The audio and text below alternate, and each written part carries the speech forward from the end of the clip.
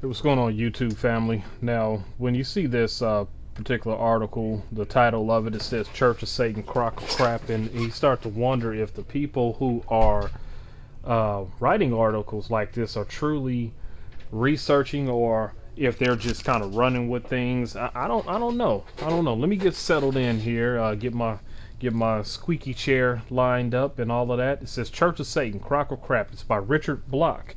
Now, I'm going to view this from a Christian perspective, but I'm not going to make too many comments on this because I think Richard Block's viewpoint will speak for he can speak for himself on this, and you make the decision. And if you think that if if he's right on it, or if he is, or if his article is crap, or if his thinking is crap. It says Church of Satan, Crock of Crap.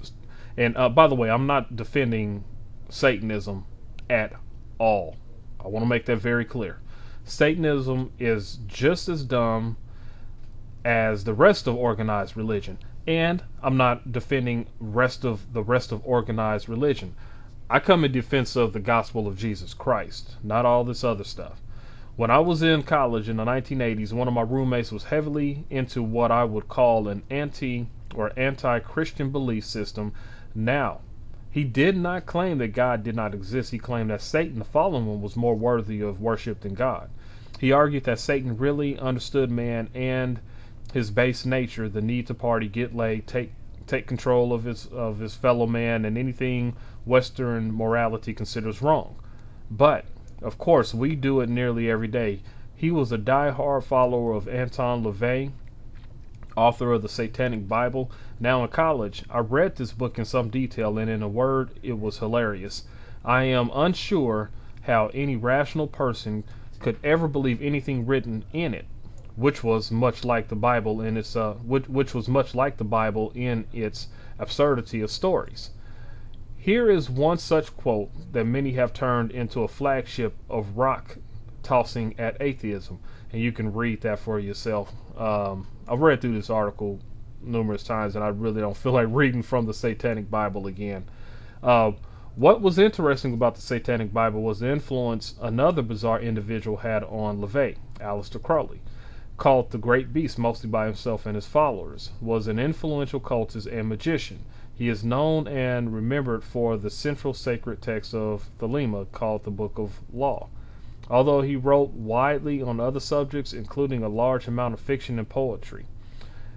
He was colorful and flawed and had an interesting travelogue as well as sexual adventures that might rival any porn star of today. He was referred to as the father of modern Satanism and the most wicked man that ever lived. Guess Hitler, Mao, and Stalin just didn't qualify. What is so laughable about his belief set and its rivals, and it rivals Christianity in its stupid and idiotic storyline, is that everything is about here and now and what you can get out of mortal life. Almost sounds like a manual for most CEOs in modern business.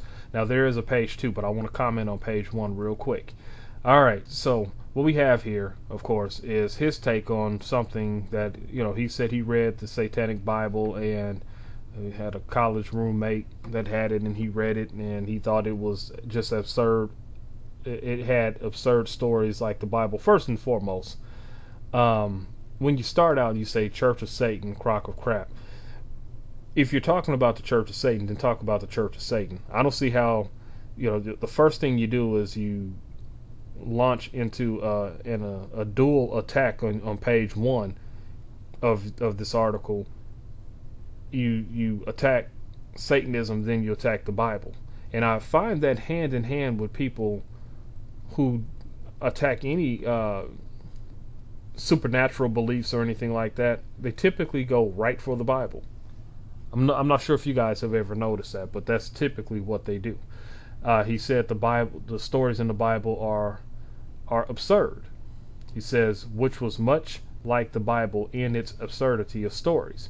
So he's saying that I'm not sure if he's saying all of the stories are, but if you say one is absurd, then you're discounting. You can take that out, and you can take that out of the Bible. I guess he could take that and say, well, this particular story in the Bible is absurd, therefore the Bible is absurd. um let's see, was there anything else on here that I want to look at? And again, he says, what is so laughable about this belief set and its rivals Christianity? Again, he's hitting at Christianity when your topic really started out as the Church of Satan, but then you went into, and I guess you can say, organized religion, and the rest of organized religion. Then on your first page, you should have been hitting as many books as you've read from quote unquote organized religion, because the Bible and the satanic, the Holy Bible and the Satanic Bible are not the same. Did you not read the Quran? How about all the things that they believe in Scientology, in which he's going to mention on page 2? Did you check out what they had to say? How about the Book of Mormon? Because that's the Book of Mormon is not the Bible. I guess you didn't have time to check out all of those, but you deem all of any type of religion as dumb. All right, let's go on to page 2. I said I wasn't going to make too many comments, because the more comments I make, the more I will show how disgusting this guy is, and as far as his comments are concerned. Because Richard Block, I am concerned for your soul, definitely. The hell that you don't believe in, the lake of fire you don't believe in, I don't want you to end up there. And I definitely don't want you to fall for the tricks that's getting ready to come into play real soon with the coming world ruler, the real beast. Yeah, it's gonna happen, and I hope that you don't fall victim. You don't fall victim to it. Anyway, page 2 says, I have to agree with Bill Meyer here. Religion, and I mean both sides of religion, Christianity, Islam, Scientology, Mormonism, the Christian Identity Movement, and hundreds of others are, in a word, crap. Okay, so you just loaded everything in and said it's all crap. We have real problems in our world, and seeking divine guidance to deal with these problems is like asking sharks not to feed on the bait fish in front of them. I wish he would have elaborated on that, because his analogy was very, it just wasn't a good analogy. Religion is about a primal need to explain why we are here and how we came about, to provide some purpose to our lives, because we need some reassurance that our very existence is not without meaning. Okay, well, I guess that kind of differs from the other thing, is that religion was put in place as a way to control the masses. I guess you kind of threw that one out too. I guess that one doesn't count. But here's another explanation, that we need something to make us feel good and make us feel like we're worth something. I guess I don't know. I'm going to leave that one. I'm going to leave that one alone. I'm going to leave it alone. Satanism is no more real or meaningful than any other.